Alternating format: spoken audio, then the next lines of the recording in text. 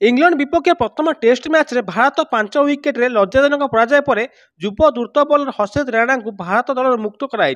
Leeds अनुष्ठित प्रथम test में राणा को दल अतिरिक्त बॉलर भाव अंतर्भुक्त कराइला। बुधवार टीम मैनेजमेंट मुक्त करने निष्पत्ति नहीं। 23 वर्षीय हर्षित राणा जी भारत दल मुख्य कोच गौतम गंभीर निकटतम भाव परिचित ऑस्ट्रेलिया 2टी टेस्ट मैच खेलते किंतु प्रदर्शन मामूली रही। बीसीसीआई जड़े सूत्र पीटीआई की नाम प्रकाश कर हर्षित राणा दल मुक्त कराई। से जुलाई 4 रु बर्मिंघम आरंभ होता द्वितीय टेस्ट में भारत दल सहित यात्रा करेंगे ना। मुख्य कोच गौतम गंभीर प्रथम टेस्ट पराजय पर कहते हर्षित राणा संपर्क में मुझे चयनकर्ता कमिटी आलोचना करी। दल किसी बोलर आघात हेतु रखाई। बर्तमान सब ठीकठाक अच्छी। आलोचना पर आम निष्पत्ति नेबू। उल्लेखযোग्य राणा बदल मुकेश कुमार किंबा अंशुल काम्बोज भली शक्तिशाली बोलर को अतिरिक्त खेल भाव रखा अनेक आश्चर्य होते कारण राणा बोलिंग शैली इंग्लैंड परिस्थिति अनुपयुक्त विवेचित कराइला।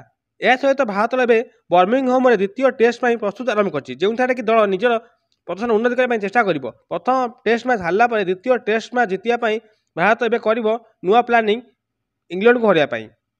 जहाँकि रहा सबुठ बड़ खबर हर्षित राणा को टेस्ट दलू विदा कराई स्थान में नुआ खेलाड़ी को स्थान मिली जमापड़ी।